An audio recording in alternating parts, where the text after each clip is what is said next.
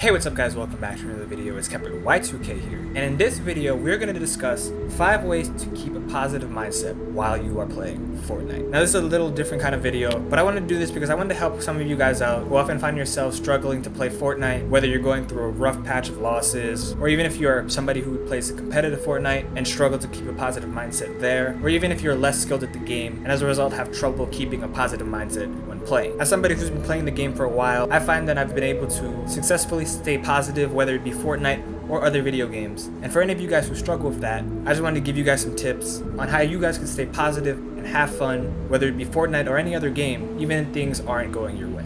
My 5th tip for you guys is it's important to take responsibility. You'll find that you'll think more negatively and rage a lot more when you're constantly deflecting blame onto other things. You're the kind of person who dies and blames everything but themselves. These kind of habits will always put your mind in a negative state. It puts you in a you against the world mentality when you basically believe nothing is your fault and either the game or if you're playing with teammates, your teammates are the reason you are failing. Not only will this make you think negatively and cause you to be more upset, it's also really annoying to play with if you're a teammate, and it will also keep you from improving at whatever game, be it Fortnite or any other game that you're playing. Something that I do when I play Fortnite is always try to ask myself, why did I die? What could I have done differently to prevent myself from dying? Whether I should have done a rotation differently, whether I made a wrong edit play, or whether I got into a fight that I shouldn't have been getting into the first place. There's always something that you could look at that you could have done differently to prevent yourself from dying. It's important to always remember that, because if you consistently do that, you keep yourself in control of your own emotions. And when you're in control of yourself, it's easier to keep a positive mindset.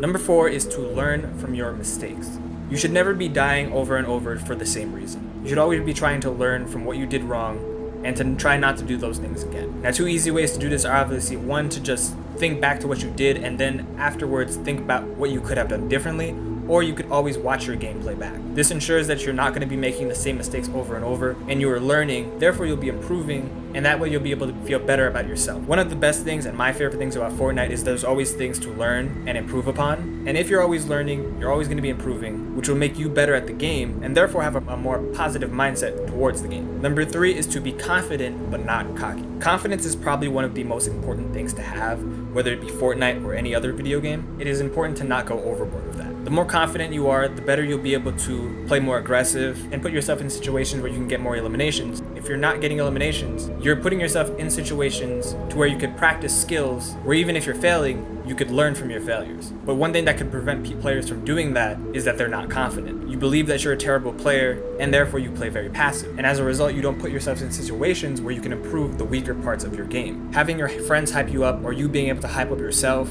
to make yourself more confident if you're not naturally a confident person, will help you. But the second part of that is to not get too cocky. It's okay to trash talk, it's okay to say you're the best player after you do a sick, crazy play. Don't start believing you're all that and that you're better than everybody else, because the problem with that is that you will not be able to learn because you're not willing to listen to people giving you advice. And also, try not to be too toxic in your confidence. Don't be one of those people who go into creative 1v1s and trash talk other players. Nobody likes those kind of players. Number 2 on our list is to not get too down on yourself. Now, this is bound to happen to everybody at some point. Maybe you've lost games after games in a row and you just think you're the worst player. Just how I said not to get too confident, don't get too low on yourself as well. Everybody has slumps, just like in sports. Teams could go over 3 or 4 game losing streaks, but they can then bounce back and win like 6 or 7 straight games in a row.